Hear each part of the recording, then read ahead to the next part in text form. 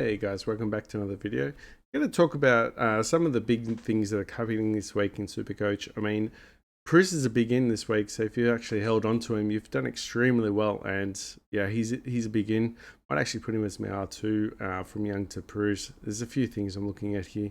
Also, Parrish is another one that's going to be in from the Dons. So I know some of you guys might be got him in or held him in. He's in this week as well.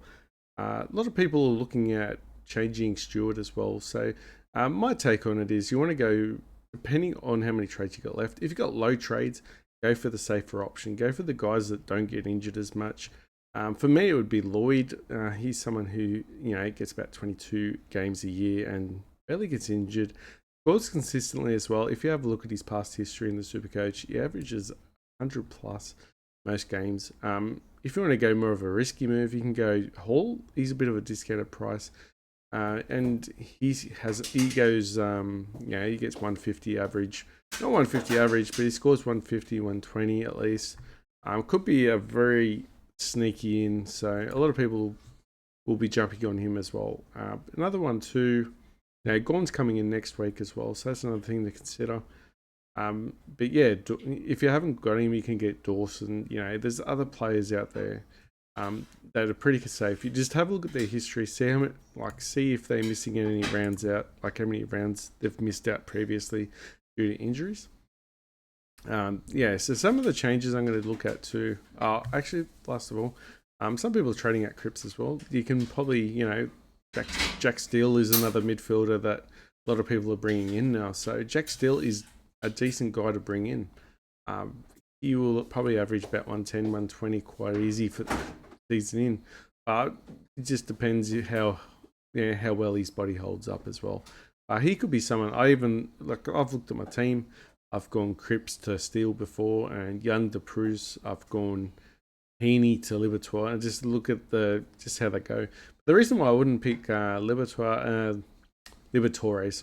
in the forward line is because Lockie Hunter's back, and I don't know how well he's going to score with him in, and he could drop another 10 to 15 average, so that could be huge coming towards the end of the season. So that's the reason why I won't go Liberatore.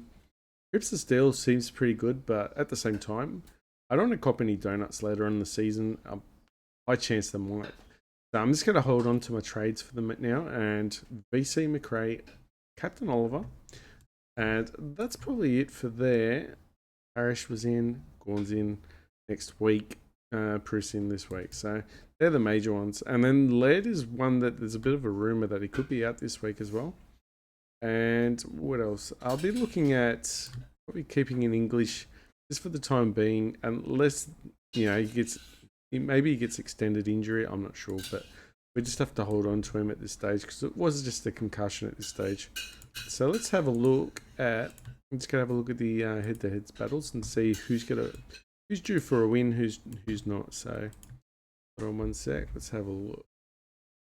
All right, so I'm going up against Bob McKinney. Looks like I'm going to take him down about 300 points trajectory difference. Gavatoire looked like he's take out Blue Pie as well. Max Spuns looks struggling still against Slybeard Tweed. Actually, he looks like he's going to take the win there. Jablet's been very strong lately. He's probably the strongest in the comp now, so I would have to say he's going to win that. Ooh, it's going to be an interesting one here. This is bragging rights. Fish and Chris was the top scorer last week, but Get a Dog Up has been consistently winning the last couple of rounds. He's got a bit of character, so I don't know who's going to get the dog this time, so we'll see. Stan's Bunker up against Barry Zeres. Barry Zeres looks like he's set to win there, but Stan's Bunker's been a beast mid-season, so can't hold him off. He might actually bounce back too. Murray FC against Flagcrom. That'd be Murray FC, I think, there. Long Live the King, very consistent. Gonna take out 2 souls, I reckon. And MC Dawns. Oh, MC Dawns and Balls of Fury. This will be the pick of the rounds. I mean, Balls of Fury wants to get in the top 8, and MC Dawns doesn't want to leave out the top 8. So MC Dawns has been consistent, so it's going to be pretty tough. It's pretty close for these guys. They're both sitting roughly around the ladder from memory as well, so they both want to be in the 8. It's a big win for them. They have to win this week, so I'll be watching that one mainly this week. being so close. And even Fish and Chris, I mean, Fish and Chris also needs to get a win. He's not in the 8, but he's scoring extremely well. So it looks like he needs to get some wins there and oppose some threats. Gabatois, actually, 2460. That's huge. I mean, he's someone who needs to get some wins now. He needs to do it now and probably win every game to the rest of the season to get in there. But anyway, guys, let me know if you like the content, and thanks, and I'll see you next time. Good luck.